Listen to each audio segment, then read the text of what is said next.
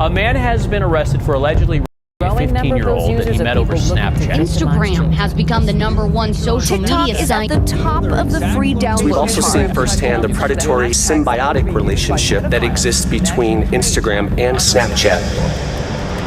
Crazy obsession that turned deadly. I've just been murdered.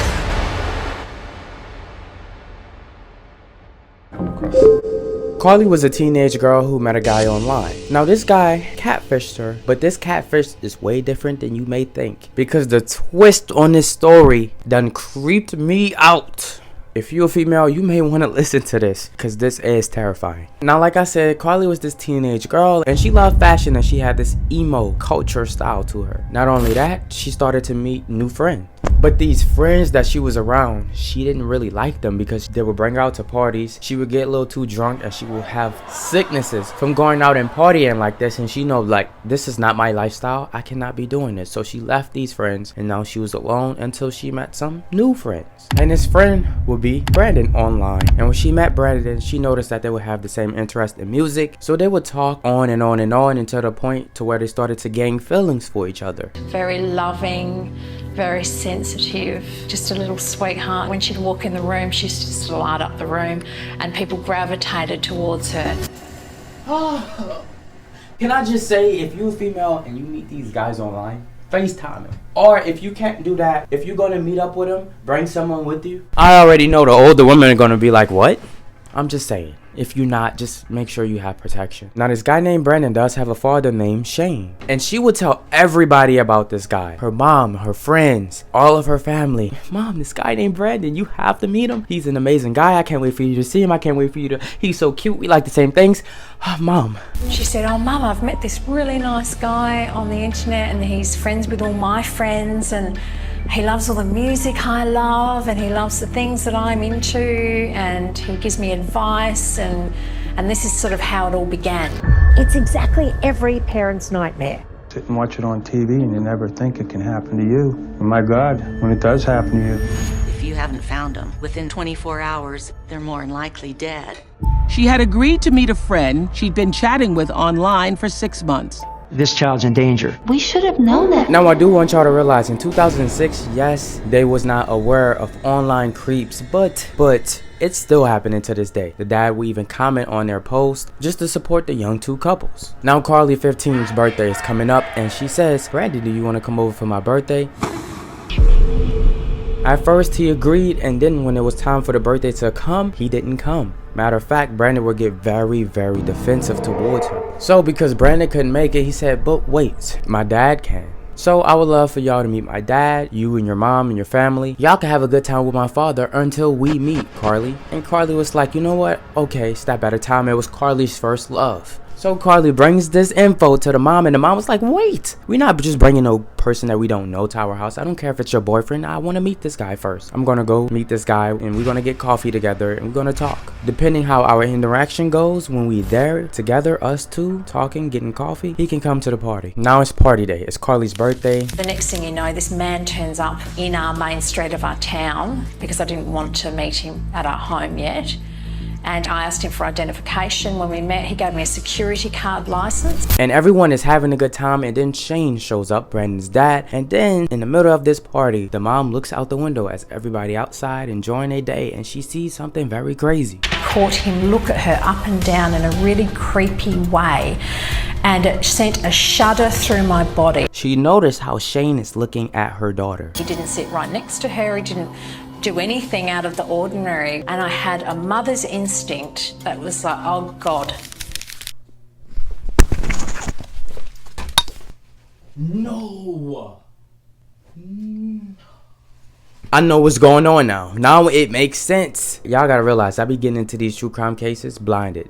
But let's get into it. She noticed how Shane was looking at her daughter, and she had this weird feeling about him, but he managed to convince her to sleep over. I don't know how he done it. I don't know what he said. So Shane sleep over at Carly's house. 62. The valleys will reach 69 in some areas. Low coastal clouds will be rolling in later tomorrow afternoon.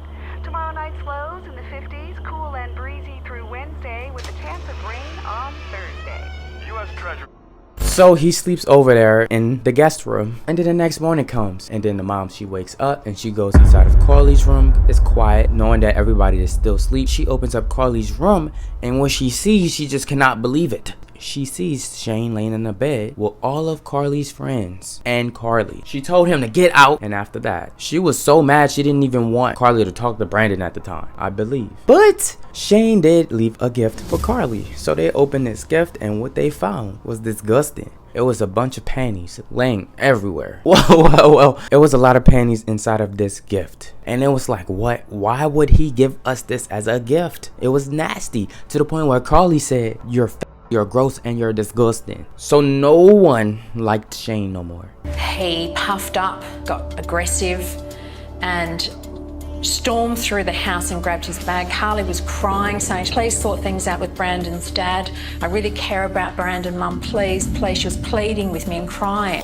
Now days pass, and then what you have to realize, Carly had some friends that she would sleep by. So she had a sleepover this night, and she told her mom, yeah, tonight I'm gonna go sleep by a friend's house. The mom was fine with that. She was okay with it. The night came, and then she hugged her mom. She told her, I love you, and she went up to the door. She opened it, and she said, goodbye, Mom, I love you, and she closed the door and left.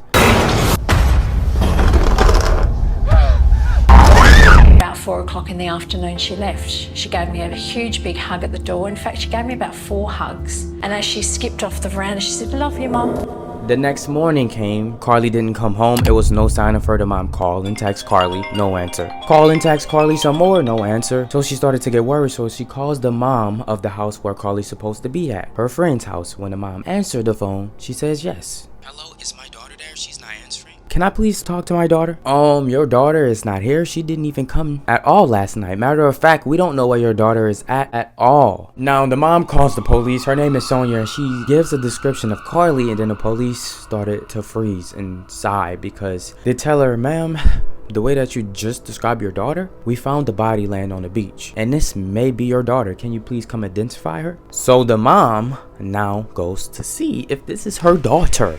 And it was indeed her.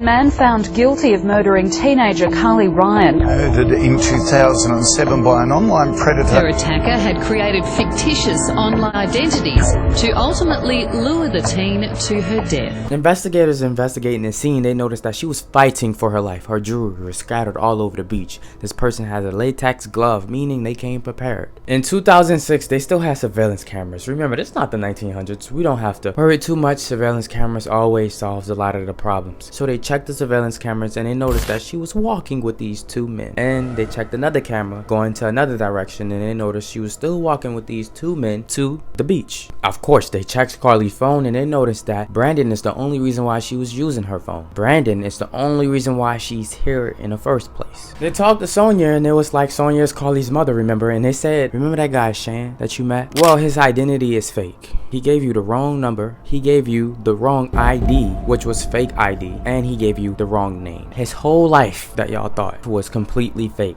Remember when your daughter was walking with those 2 guys? Well, because they got in this blue car, we was able to find where he lived. When we went inside of his house, we noticed papers lying everywhere in his house, filled with usernames and passwords. He had over 200 accounts online, luring girls in. Your daughter was just so happened to be unlucky in one of them. Then we noticed a camera. It wasn't his, it was your daughter's. Oh, and that guy named Brandon, of course, that was not his son. He was using this account to lure your daughter in, so that excuse at the party on why Brandon couldn't make it played out perfect for Shane. Oh, I forgot, Shane is not Shane.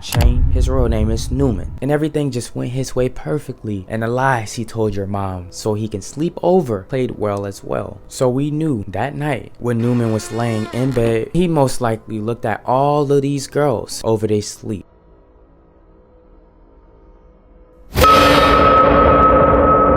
But especially Carly, because he knew what he was going to do to her in the future very soon. And your daughter just got very, very unlucky. He played his cards right. But remember, it was 2 guys on the beach. One of those guys was his son, 17-year-old son. I believe, this is my theory, that he said to his son, you know what, I want to take you on this blind date to meet this girl named Carly. Because that'll give him a perfect reason for them 2 to hang out. But when it was on the beach, it happened.